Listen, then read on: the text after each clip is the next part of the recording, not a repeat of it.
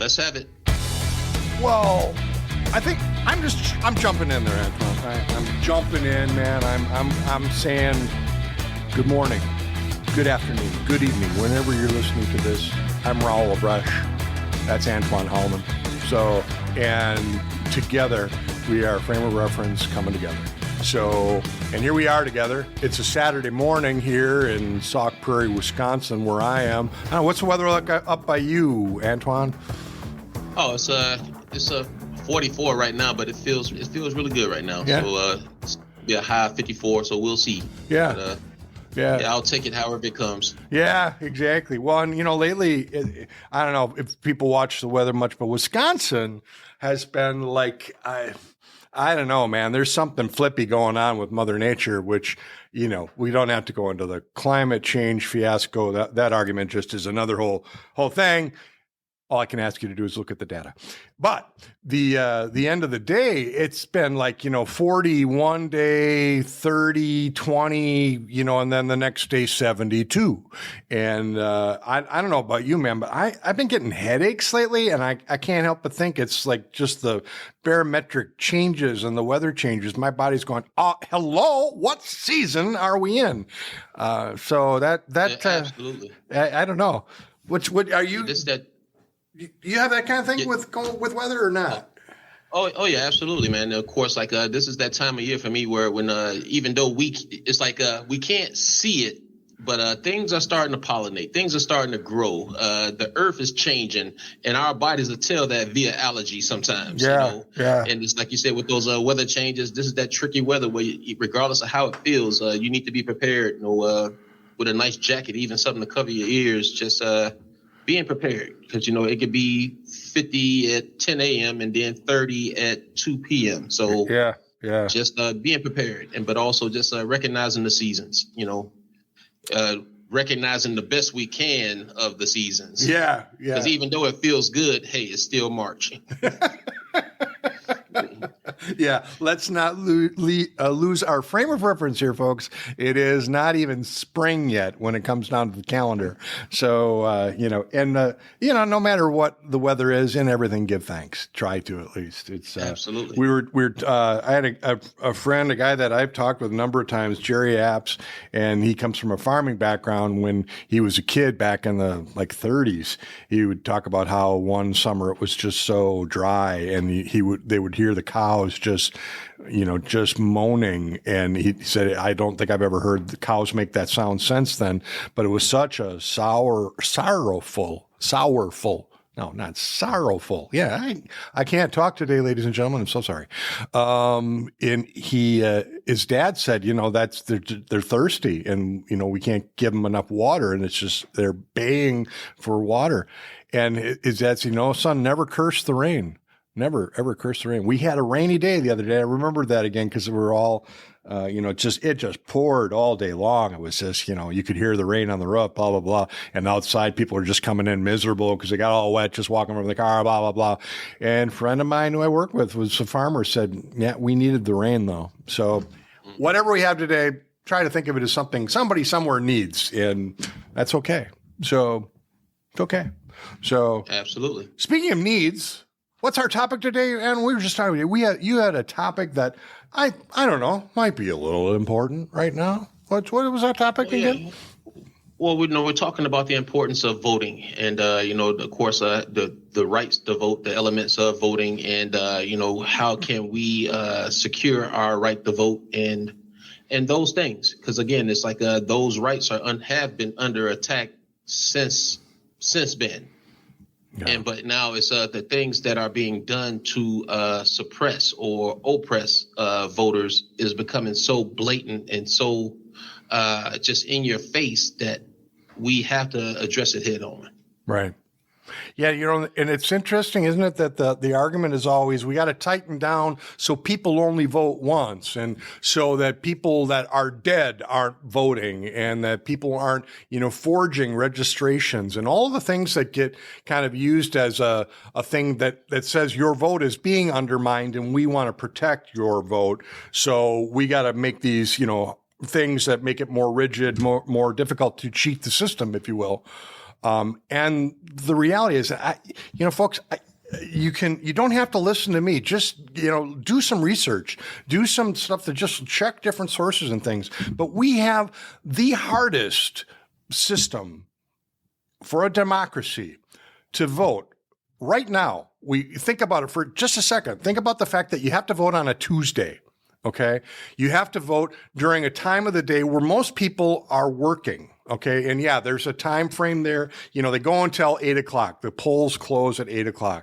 Well, there are a lot of people, you might be one of them, but there are a lot of people, we have friends that work multiple jobs. So they have to usually either take time off of work and make sure they get the Tuesday off so that they can at least have the nighttime to go, or they have to take a long lunch or whatnot. And oftentimes the people that have the hardest time doing that are the poorest people, right? So there's attack number one. And then the fact that a lot of the democratic countries, they have voting on a Saturday. They make it so that they actually have a couple of days of voting capability so that it does accommodate. It does give people the opportunity to cast their vote. All the things that, you would think in a democracy where you want everyone, where people have died for us to have the right to vote. We have literally lost hundreds of thousands, millions of people and soldiers have given up their lives for our democracy. And the fundamental nature of that democracy is the right to vote, the right to be able to choose your representatives in a federalist government like our own. And yet that isn't happening. The number of precincts is changing. The places, the voting locations has been reduced significantly. Again, trying to tighten things up, right? Make it more secure. And then the time is different. The number of places that you can vote is different. And then during the course of COVID, we opened it up and actually encouraged people to do mail-in voting because so many people were afraid to go out of the house. Made complete sense, right? Well, now as COVID has retracted, all of a sudden that's this area that's just ripe with potential abuse because, people can send on multiple, ballots, whatnot, blah, blah, blah. Okay, so all that came under attack now, right? We're trying to pull all that back. There, votes or laws being put into place to reduce the number of mail votes. There's laws put in place to make it more stringent when at all the voting precincts. And yet, talk with people in your area that actually handle the votes. Talk with the people that are actually there at the voting stations and ask them about the corruption and the potential for, fraudulent votes. And I'll guarantee you, they will tell you, oh, the system we have is pretty rigid. We're checking for IDs. Heck, I have two people in my family. My wife and my daughter are pretty much housebound. I mean, both of them are disabled to the point where mail-in ballot makes it tremendously easier for them to cast their vote. And in our little town, my little town, I felt like a criminal because the voting people at my district, when I handed in their votes, their mail-in votes that were legitimately attained, I was questioned like, can they really not come and vote? Are you sure these are their ballots? They haven't cast another ballot, have they? I mean, I'm like, in our little town, they did that so that to make sure there wasn't a fraudulent vote going on. That kind of thing is just like the tiny, shred of what happens. And so when you sit and tell me because your friend Carl told you, oh yeah, I saw this thing where there are all kinds of corrupted votes. We just had an election. There were, 50-some cases trying to investigate fraudulent voting.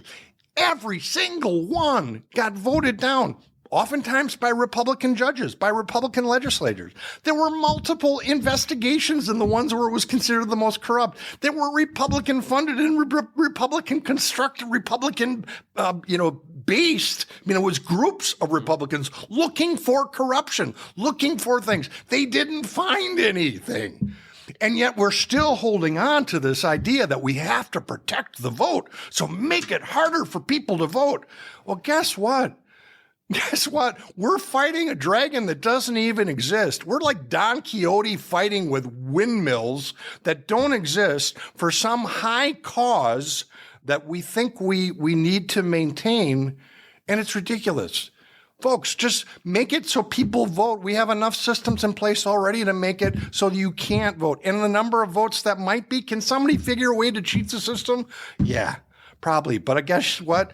The people that could cheat the system more are not the ones that we're keeping from voting. They're the ones that have enough money to figure out a way to get around it. So it's, if you don't think that all this stuff about trying to restrict vote isn't about making it so that the only people who can corrupt it are the ones that have the money and the power to sway the vote the way they want it to be swayed. It boggles my mind that we can't figure out. It's not the enemy that we're being led to believe is the enemy, isn't the enemy. That's not the right enemy. The enemy is anyone that would want to take away your vote to your right to vote, whoever you are, and make it harder for you to vote. Because there are white people as well as black people. There are, Latinx. I don't care who you are. If you don't have the wherewithal to be able to even get to the voting districts, that's the other thing about voting districts. They're usually not on bus routes, Isn't that interesting? So, and I don't know about you, but a lot of poor people that I know don't have a car.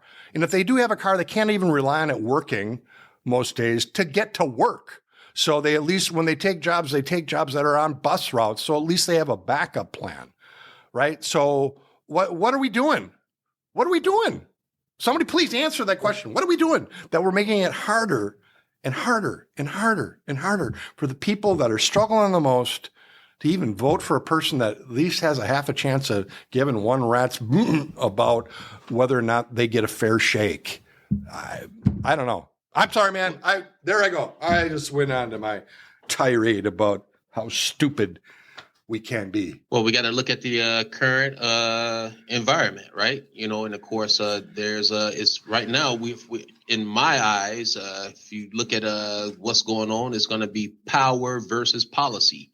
Of course, and that's what it is. We're in an age of globalization. People want to centralize or monopolize the power. You got this social, racial, economic inequalities going on. You got these demographic shifts going on. You got this political polarization going on. And then, of course, you got the radical disruption of media and the information environments. And so it's like people are becoming numb to things that they should be actually very, very concerned about. But the thing is, it's all by design. This confusion and this distraction and disruption, it is all by design. Because, again, when we're talking about voting rights, people have been the first, just keep it going back to when women had to fight for a right to vote. People of color had to fight for a right to vote.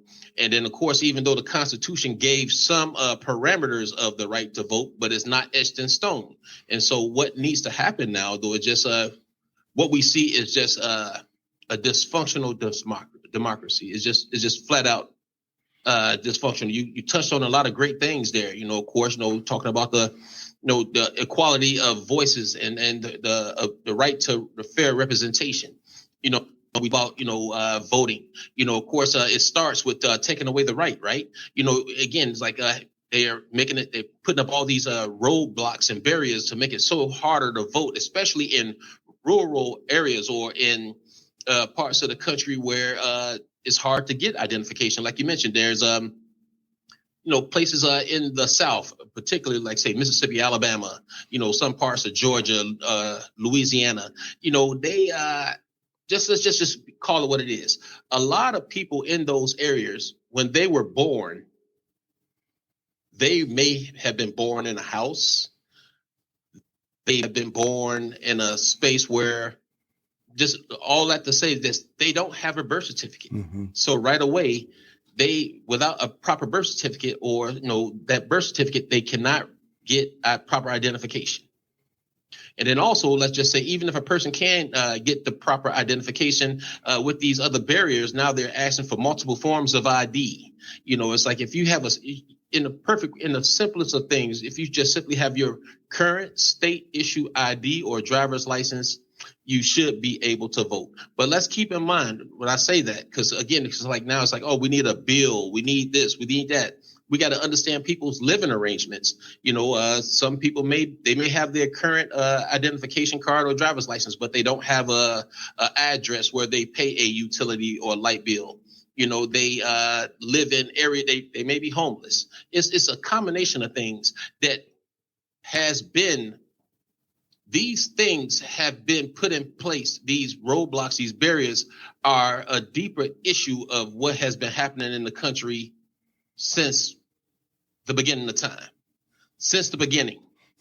And so now it's like, well, we cut off we cut off the ability to educate, we cut off the ability to get the proper identification, we cut off the ability to vote, we minimize the voting polls, we minimize all these different things. We we want to keep election day on the first Tuesday, knowing that a lot of these people in these various places, they have to work. And of course, you get off work at let's say in a perfect world, you get off at work at 6 p.m. and then you got to go stand in the line for X amount of hours, and it's just all these various roadblocks, But the thing is, it goes even deeper. Of course, again, because like when we're talking about the address, we have to address the redistricting, the congressional districts. One of the biggest things in my eyes is campaign finance reform. There's so much dark money in these spaces that drive these federal legislators. And then, of course, the state legislators follow suit. And then before you know it, it's like all these different things have been put in place. And again, there's certain things in the Constitution that had given us the ability to vote, but the states individually, and actually now some of them collectively, have put up all these various roadblocks. They have learned to circumvent the Constitution or voting rights acts when it was in place. They've done all these different things to minimize the ability for the people of color to vote. Why? Because they want to hold on power. And again, it goes, of course, we're talking about the great replacement theory. We're talking about, just race, politics, all it is, race, power, money. That's what it all comes down to. And of course, we see these very things, of course, like we see that all these various organizations, they are able to influence our elections so greatly by the money they give. And of course, by the money they give, that it influences our legislators, state and federal, to vote and to act and behave in certain ways. And it just, again, it minimizes our ability to have access to a free and fair election. Right. And yes, the very people that are hollering election fraud are the very people that are committing it. If that is not a classic case of projection, and we're in a whataboutism, a projectionist way right now. And this is where, again, we were talking about this a couple episodes ago, where just simply put, people have to be educated in the basics of politics, knowing what each branch of government is responsible for, knowing what your state legislator is, your legislative powers that be are responsible for, and what rights you have as a voter. And again, it's like minimizing, taking away all these various things, taking away, not being able to get proper identification, or putting these tight restrictions on what identification can be used. Because why is it that you can use your state ID to buy alcohol, but you can't use your state ID to vote? In some places, yeah, exactly. Why? And so what is that about? And again, it's just we have to empower voters, by removing these barriers. It's just a thing where it's so blatant and it's so in front of our faces that people have become numb to it. Now, we here in Wisconsin, we have the luxury of, even though, there are some things in play even here in Wisconsin, but yet we still, have means to get to vote. The ID restrictions aren't as strict as they are in the South, where that you've put these barriers in place 30, 40 years ago, where people are just so impoverished. Like I was saying, they don't even have the ability to get a birth certificate. And you know what I mean? And Right. so it's like, it's almost Right. like they in the eyes of the country, they don't even exist. Yes, you were given a name by your parents, and you walk this earth, but on paper, on the scrolls, so to speak, you don't exist. Right. And then Right. and it's like, so how do you get a person that don't know who their mom and dad is, don't even know what state they were born in? Right. How do you what can we put in place to help these people get the proper identification? Because I mean, that's one of the things that we do. When a person is able to help them, when we are able to help people, the first thing we have to ask them is, hey, do you know what state you were born in? Do you know your mother's maiden name? And that's some of the first things that we need in order to order, like say, being here in Wisconsin, someone born in Right. Georgia or Texas somewhere, we have to have that information to be able to get them their identification to make them employable. Right. And but again, these things have been put in place by design, systemically and systematically over years.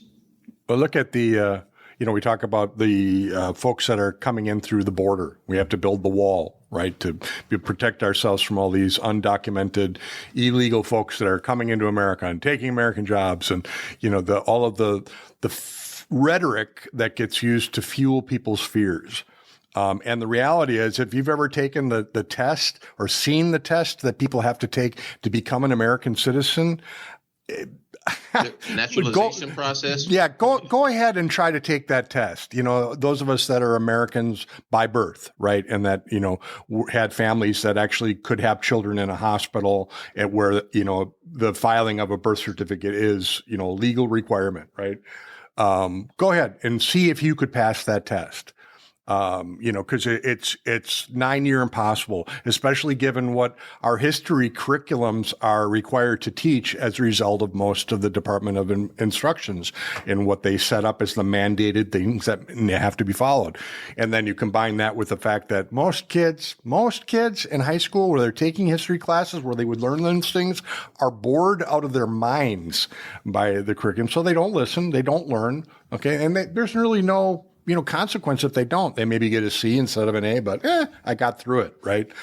That stuff alone is enough to make you go, okay, what's going on here?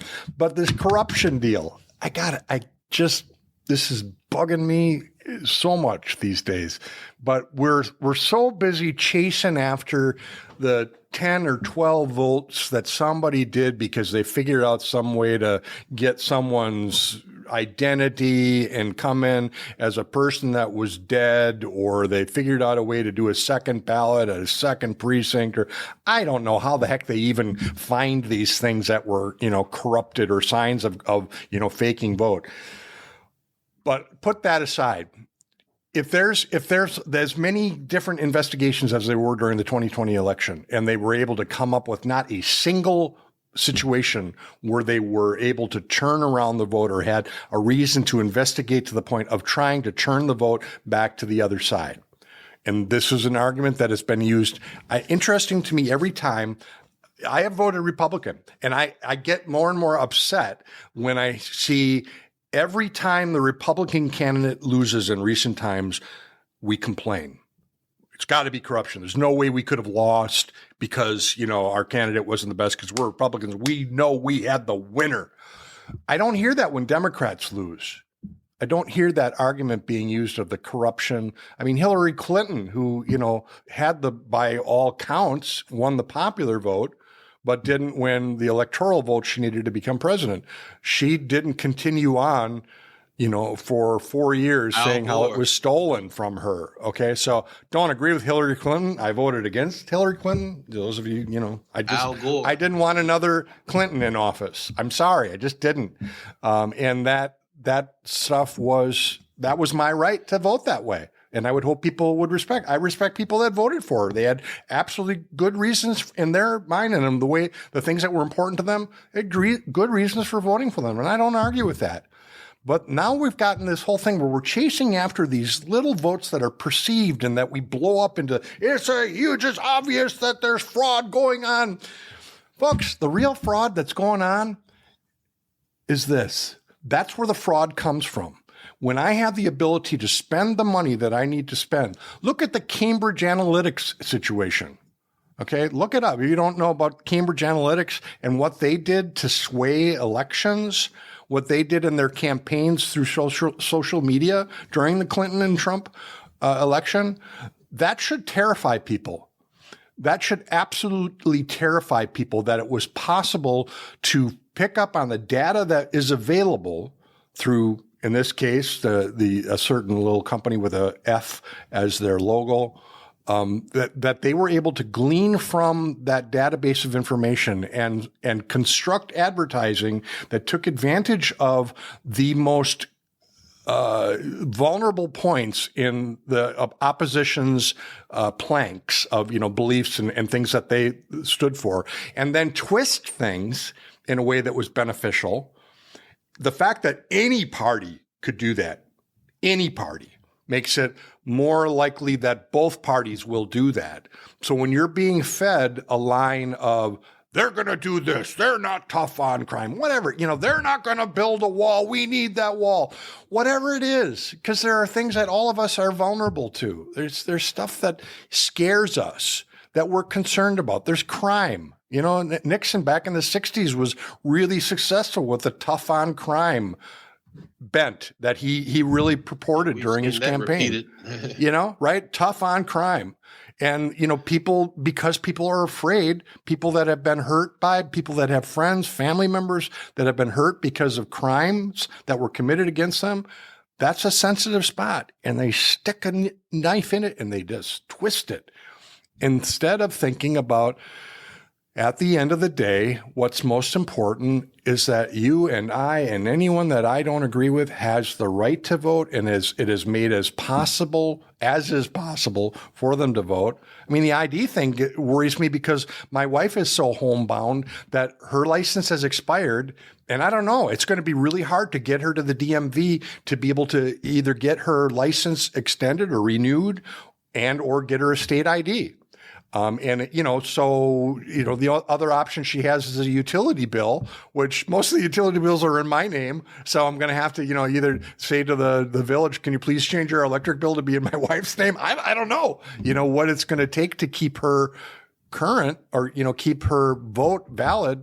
But I can't imagine what it's like for a kid that, as you said, forgive me, I never even thought of that these kids that are born in houses or, had midwives or whatever, had, someone that was a skilled nurse that could, have them, deliver them safely so that they were viable when they were born. But then to be told, okay, well, we're going to have to file a birth certificate. How much is that? $50? $50. $50, And that's been going back, that goes back again to the 30s, 40s, 50s, right after slavery was abolished. Of course, it was just people born, they were born into this world, given a name by their parents, but on the scrolls, they don't exist. Right. And then, of course, when we're talking about, the scrolls, of course, when we're talking about this whole election process, I believe that the intent is to keep the voting process so fractured that it makes room for these types of things. Right. Like a voter, like it's like purging the scrolls. Like if a person chooses not to, whether they can or cannot vote in a certain a state election or whatever. Oh, you didn't vote the last cycle, so we're going to purge you from the scroll, and then you have to re-register. Right. And so, like, right. What about crime too? Done, right? What you commit a crime and you sacrifice the right to vote, right? Look at crime rate. Yeah, and it's just like, of course, just when it comes to the right to vote, these things some of the simplest things that can be done, they refuse to do, like just simply, establishing through state and federal legislation, same day voter registration, same day, because a lot of times you won't even know that you've been purged from a scroll until you go to vote. And then, of course, like to eliminate all these accusations of voter fraud, of course, we've been screaming for this forever, a universal automatic voter registration type of system, where, it's like your name is on in your state, in your state, your name is on the scroll. You know what I mean? And Right. that way Right. you don't have to register in your district. Then when it's time for state elections, then when it's time for federal elections, you got to go through these same hoops all over again. It should just be one system. And yes, and you made a great point there. You know, it is time to restore the voting rights of people that have felony convictions. You know, if they are, you know, even and I'll even give a little leeway to this. My initial belief is you committed a crime, you're still a citizen of this country. Right.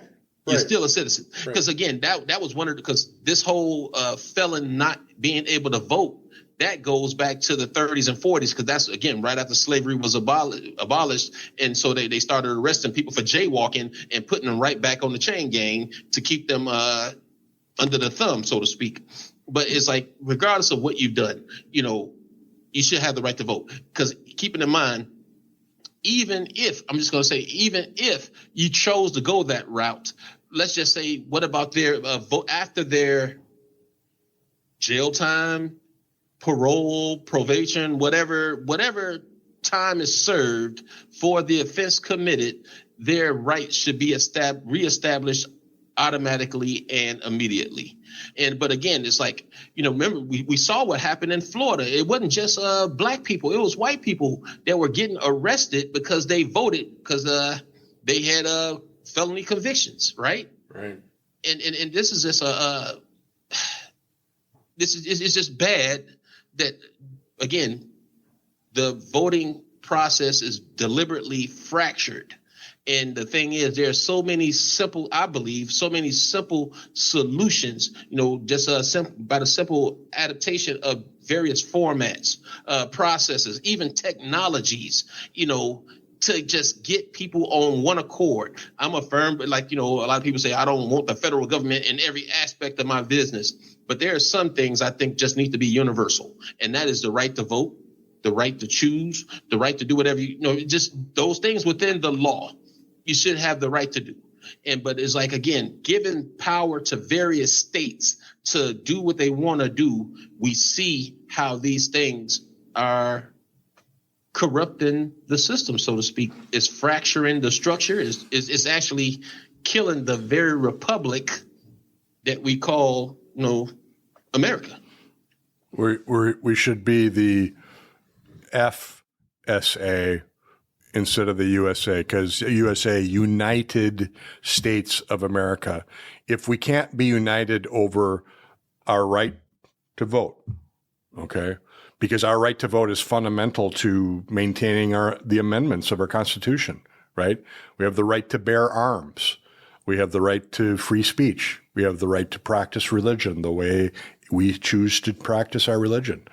Those rights are foundationally guaranteed by the right to vote, period. You take away the right to vote, you limit the right to vote. I mean, Russia and Putin, you know, are coming up with their elections. Interesting that the one person that was a serious contender to him previously shows up dead in a gulag. Interesting. So we have a current series of court trials going on right now, testing whether or not a president has immunity so that in the course of his duties as a president, he can do whatever he wants. And when the question was posed, including having an political opponent assassinated, the answer was no, it wasn't, well, no, of course not, we wouldn't do that. No, the answer was a president needs to be able to do whatever. That's the argument being used legally. A president has to be able to do whatever is necessary. He can't restrain them, otherwise they won't be able to function effectively. So if, depending on how those trials go in the United States of America, we may, we may allow that. We may have to say that we allow that. So what can of worms does that open? So the reason I say we should be the FSA is because we are, whether we want to admit it, we have become the fractured states of America. So if we don't like the way a vote went, we do the sore loser thing, right? I mean, when I was a kid, if you lost the game by a run, or, by a kick, whatever. It was, if you lost the game, you lost the game. You didn't go and say, well, that rep was corrupt. We lost the game because he's playing for the other side. Yeah, that happened. But those people that did those things were sore losers. Sore losers. And we have somehow now gotten to the place where being a sore loser is just an acceptable part of the game. And the only way I know of to get rid of sore losers is any game is to let them not play the game because there's no fun to play with. I don't get it. America, at what point do we say, no, our right to vote is so sacrosanct, it's so fundamental to who we are as a democracy. And we're not even really a democracy. We're a federal republic. But our democratic rights are in that we get to choose the people that represent us in the government. If we take away the right to choose who represents us by gerrymandering, and both parties have done gerrymandering, so don't tell me that, those Republicans or those Democrats, both parties do it, okay? So it's the same shell game, regardless of who's in control. But anything that does that, anything that's going to restrict having fewer precincts, making sure that the precincts that you choose and the voting locations you choose are far enough away from, whatever, that it makes it harder for some people to get there. It's like there's the old, a Chinese proverb, the death by 1,000 cuts. The death by 1,000 cuts. Our right to vote is suffering a death by 1,000 cuts. And please, somewhere, people of rationality, people that are of influence, people that have friends that think that this corruption stuff is really something they should be spending time on. Please, God, help us find ways to pierce through that darkness and say, guys, the enemy is not the Democrat or the Republican. The enemy is the have, the one that has the power, that is choosing the media, that is controlling the social media, that is controlling the message and the narrative of the people in those locations. Those people that have the funds, the resources to be able to sway that stuff, that's where the corruption is. Keep your eyes on that corruption. Keep your eyes on exposing that corruption, because that's where the real game is being played. And all this other stuff, the wall, blah blah blah. I get it. It really gets some people agitated, and there are problems there that I don't even understand. I get it, but at the end of the day, it's all smoke and mirrors, because that stuff distracts us from the real core issue. We want people. We demand that every person possible that can vote should be given the opportunity and make it as strong a possibility that they will be able to vote, that there won't be any hindrances there for them to vote. And we have computer networks, folks, that can double check, triple check to make sure that the same person or the dead people, the databases that could be checked to make sure that the vote is as sound and reliable as possible. Those things can be done. We can do that. A lot of those things are being done. It's just simply, if you float the lie out there, there's a group of people that will believe and repeat it. Of course, like a lot of these protections are already in place. But it's the optic of the thing. Of course, if you say it enough times to a certain, if you say it enough times, it'll become true to a certain group of people. You know what I mean? Yeah, Goebbels was real good at that. The Nazi propagandists, he realized that 3 times, and they'll start believing it. So it doesn't matter if it's a bold-faced lie, if it's absolutely ridiculous. The first time you say it, people are going to be, huh? The second time you say it, they're like, The third time they're going to say, oh, wow. And it's like comedy. You do a shtick and 3 times, and after 3 times you got to stop. But with propaganda, after 3 times you just keep milking it. It's an interesting phenomenon in the human psyche. But and again, though, and it is those things that the voting process should expand the participatory opportunities of us that want to be a part of the decision-making process, even in like our local municipalities, on state level, whatever, federal level. We want to be a part. That's why we vote, to be a part of the decision-making, the budgeting, the policy-making process. Instead of trying to continuously try to expand the participatory process. We want to try to eliminate or minimize it. Of course, when we look at those southern states, of course, they're trying to minimize the participation of people by, again, putting these roadblocks up. Or even, like, say, in certain states, where they have the right to walk around with semi-automatic weapons, they just walk up and down. They just walk around with their guns. That's enough to deter people. It's to deter people, to get them to not to vote. And again, depending on where you are in the South or in the country, these practices are allowed. And even, like, say, attacking election workers, attacking them. We saw what happened to those 2 women in Georgia. It's like that has been happening all over the country. That just happened to be a more polarized case.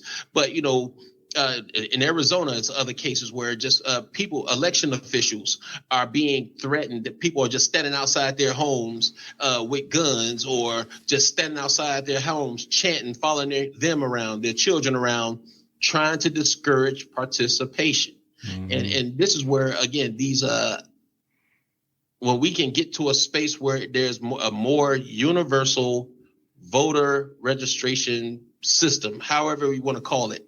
When we get this thing in place, we're going to have to rewrite or add another amendment or another article amendment to the Constitution that just flat out says every natural born citizen, or every citizen that is naturalized under the current whatever process, has the right to vote. Plain and simple. Well, look at the Voting Rights Act out of the 60s, right? During the Civil Rights Movement, and that's been being rolled back. There were provisions of it that were just stripped away by the Supreme Court. So, and even before it was stripped away, again, various states were looking for a way to circumvent it and throw loopholes in it, and just, again, flat out discourage.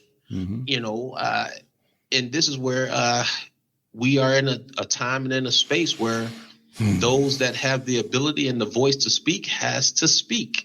And again, it's just like, and how do we change these things? By voting. Certain groups of people, or the powers that be, they know that if everyone has the right to vote, yes, there's going to be a total shift in the way things are done. And yes, and there are going to be more immigrant elected officials. That's going to happen one way or the other. But a lot of people don't realize, of course, they're fighting against democracy, but they're trying to think, we want an autocracy. We want the strongman approach. It sounds good until you're living under it. Yeah. That strongman approach is going to sound good until you're living under it. And that's why it's like, again, going back to understanding and learning the basic principles of some form of political education, to know when something is said to you, you can say for a fact that, hey, no, that doesn't sound right, because that's not how the Constitution lays it out. That's not how that branch of government operates. You can know for yourself, and then you can learn to discern lies. You can start to minimize misconceptions. We can minimize the amount of propaganda.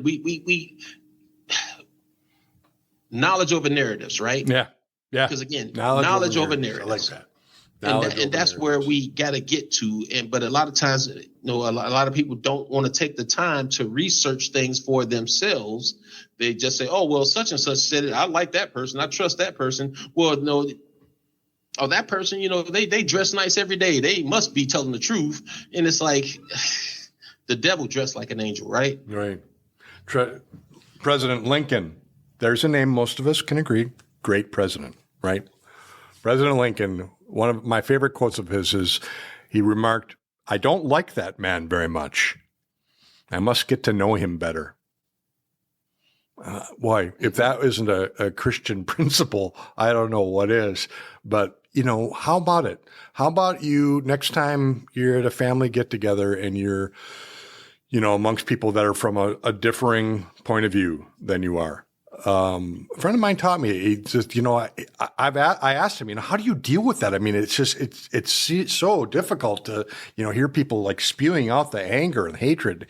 And he said, I just try to say, that's really interesting that you believe that. Tell me more about why you believe that. and engage in a dialogue that says, that's really interesting. And try to not be judgmental, but to, what's the old saying? Don't seek to respond, seek to understand. Because if in the seeking to understand one another, a bridge begins to be built. It becomes safer and safer to convey what you believe. And we live in a free country. I don't believe in what Muslim believers believe. I don't believe, but I want to believe that the right for them to believe what they believe is what our founding fathers meant when they said you have the right to practice religion. You have the freedom to practice religion, because where they came from, the king determined which religion you could practice, and that was the only religion you could practice. So they recognized that was not a form of government that was of the people, by the people, and for the people. So don't have to agree with it to agree that people have the right to vote for or against a candidate that will fight for their ability to have that, or fight for some other concept that is really not foundational to our country. So, because I'm a Christian, born again Christian, I don't want to make people feel uncomfortable that are non-Christians, because that goes contrary to what I believe Christianity is about. I don't judge people. It's not my job to judge people. Not my job to say, you're going to hell if you don't, Yeah, I know the verses about I am the way, the truth, and the life, and no man comes to the Father but through me. I know that verse, and that concerns me with people that I care about. But I also know that I'm not the one that makes the decision. So my job is to love people. So that transfers to everybody. As an actor, I'm really happy I had an acting background, because acting taught me early on that you don't get to judge people, because no one in a play that is produced sees themselves as an antagonist. So you have to figure out, what is it about this character, who I might find personally to be deplorable, just an absolute despicable person. But in that person's mind, in that character's mind, there's a justification for why they are the way they are. And you have to figure that out. Because if you're going to play them effectively, you've got to know what their thing is and why they are the way they are. They got beaten, whatever, they were raped in prison. Who knows? You come up with the thing that makes sense given the character. So makes sense. When we're talking about voting rights, make sense. Find out. If people believe that there was so much corruption, ask them, where's the data? I'd like to understand how you came to believe that. Have you talked with people that actually run some of the voting precincts? Well, no. I said, it kind of doesn't it behoove us to kind of talk with the people that really do it instead of the people that have an opinion about how it's done? Talk to the people who really do it. I'm not going to talk to, some jerk off the street when my car is making a funny noise. I'll find a mechanic that I trust, somebody that actually does mechanics. So voting, isn't it as important as whether or not I get the noise in my car fixed? Isn't it? So I think maybe it's a little more important than the noise that my car makes. So why do we approach it in such a, frankly, asinine way to not understand and talk to the people that really know? No, we listen to people that are controlling a narrative and making sure that we hear the parts of the story that they want us to hear, so that they undermine our trust in democracy, our trust in our voting system, our trust in, the news media, fake news, alternative facts. Really? Alternative facts. When I was a kid, an alternative fact was a lie. Okay. No, Mom, I didn't have the cookies. I don't know I don't know. Maybe somebody else came into the house and took cookies. I don't know, Mom. I know I didn't take the cookies. That's an alternative fact. But the reality is, I got video footage of you taking the cookies because I put a camera in and there. Oh no. Well, that was somebody obviously that was dressed as me, because I still didn't take those cookies. That was obviously somebody's wearing that's a really good mask of me too. You can keep spinning the alternative fact as long as you want, but you took the cookies. You did. So fess up. Yeah. I like the analogy you use about the broken vehicle. And of course, like the voting rights discussion, it is like the engine light in a car. Of course, I believe, because I believe the ability to vote is the engine that drives this country. And some people don't like sure may not like the way the country is, way that it's going to be driven, and they want to stop it by any means. But it's like this, like say that engine light comes on, it's been blinking forever. But, it's like instead of addressing the blinking engine light, you're more concerned with why the AC isn't working or why the heat isn't working, but not realizing that that is just a symptom of the deeper issue. And this is where we have to get to the deeper issue of when we're talking about voting. And again, just talking to family members and just being a black male in this country, it just, when you hear the stories, you see them firsthand, all you could do is just say, Lord, what can we do to change this? And then again, going back to the earlier part of our conversation, where it's just a lot of things that have been since been. And again, and it's like, what do we do to correct that? How can we reinvent American democracy? How can we reinvent it? What do we need to do? How can we get more people, how can we welcome or even just a more welcoming environment when it comes to the forms of politics as a whole? How can we get more people involved in just the local branches of government, local voting procedures? How can we get more people in, more diverse groups of people involved? Yeah. Right. Of course, like when you go to a city county building now, what do you see? You go to the city county building. It's like I don't want to go down that road because it is what it is. But that's it's next simply, time. That's next time. But it's just like the people that it's almost like I'll use is just the very thing that you need help with. There's someone in a position of power holding that thing, and they will actually not give you that thing. I've hit that wall so many times. And it's like, okay, it's like, how can I change this? And again, it's like voting. It starts with the right to vote. Right. And right. And we just have to foster a more welcoming environment, a more fostering climate to people, even people with the ability to vote free, clear, fair, and square. If in a lot of instances in this country, we know this, the haves and have-nots, right? They may not be a bad person. It's just simply, hey, if it doesn't affect me, why bother? And that's kind of the way some things are. Yeah. But when it comes to this issue of voting, it's an all hands on deck kind of thing right here, right now. But also with the participation part, right? Right. Our elected officials, I just believe that there need to be more. I remember the days of town halls, right? Or whatever the case may be. And it's like, we got to get back to more of those. But not only that, it needs to be in a space where more people are invited to come. Yeah. Don't have it just in Hickey, Wisconsin, and just say, okay, yes, I'm because you may have a cluster of minority voters, but you put this event on so far away from them that they can't come and confront you about things that are important to them. You being their representative won't get to hear. Yeah. Or don't want to hear. Right. I mean, my state senator, do you think he want to hear anything? I guess. Don't go there. That'll be another whole hour. That's another. Woo.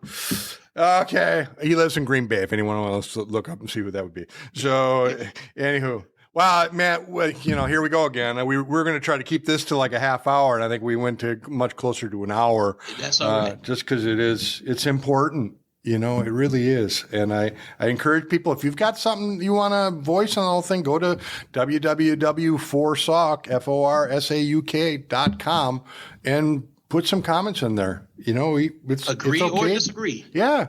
I mean, it's okay to disagree. It ought to be. That's part of what this country's all made about. It was okay to disagree with the King of England. Wasn't a really smart idea given the military that they had versus the military we had, but there were enough people that figured it was okay to disagree that they did it, and look what happened. Let's fight for what they built. Let's fight for what they fought for, and not let it be destroyed because somebody doesn't like the results. I that's just the thing. I don't get it. Yes, brother. I'm sorry. No, go ahead. I'm sorry. No, I was just saying, and we have to get past the Republican, Democrat, right, left, conservative, liberal, we have to get past that and just get to the core thing, the ability to vote.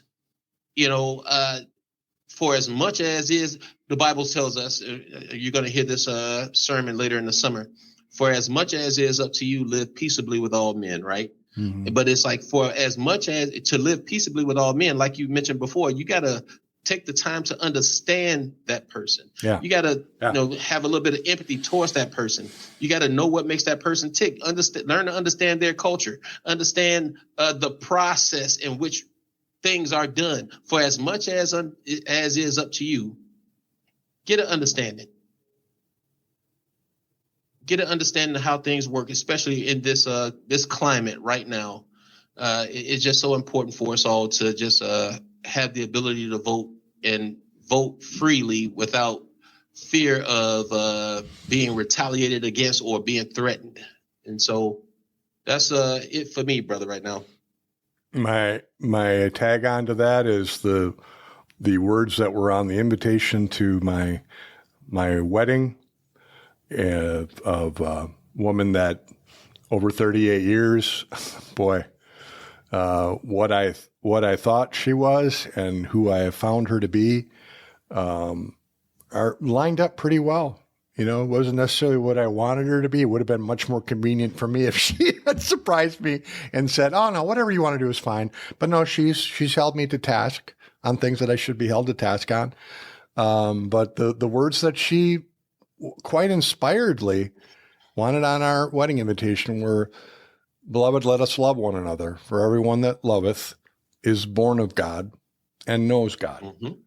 And that has been so defining for me that, I don't pretend to, be a Bible scholar, but when it says to me, "Let us love one another, for everyone who loves knows God and is born of God," that to me says oodles and boodles about what we should be doing as a country right now.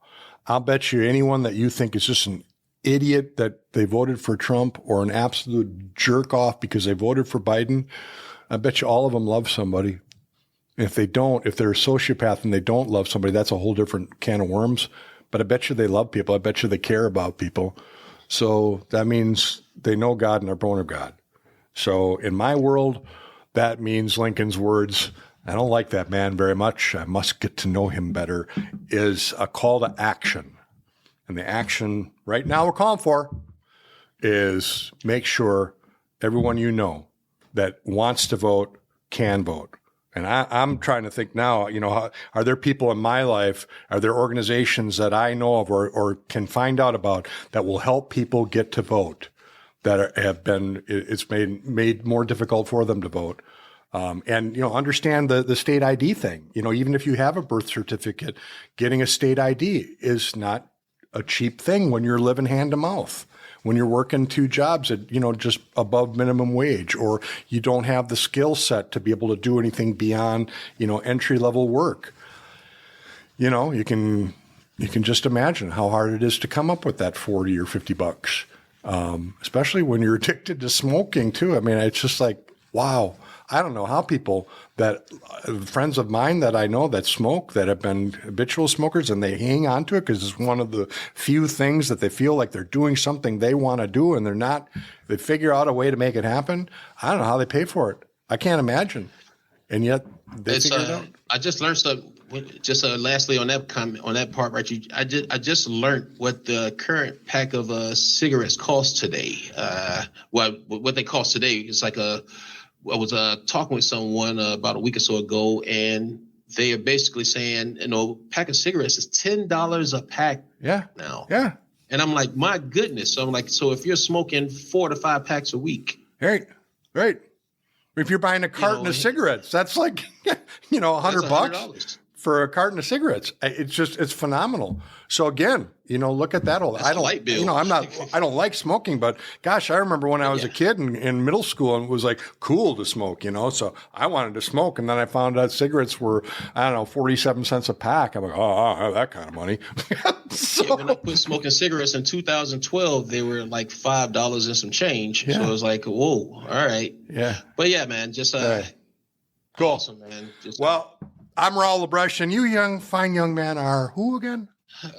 Antowan Hallman Sr. Huh. And together we are Frame of Reference coming together. So hope we have stirred up a little bit of a pot today. From my perspective, I would rather have people engaged and listening close enough that they went, wait a minute. I would rather have that than someone that just is like, background music. We're trying not to be background music here at Frame of Reference. Right? Okay. So, absolutely. Antowan, you behave yourself, okay? You try to take care of yourself, all right? And always do. We'll have to talk about Easter, I think, coming up here. We keep, talking about. I want to know things about Easter from a black man's perspective that always have made me think, how is that possible for a black man in America to believe in a guy that has been depicted as a white guy with a beard? That to me seems phenomenal, and I want to know more about it. Okay, so I'm putting you on notice.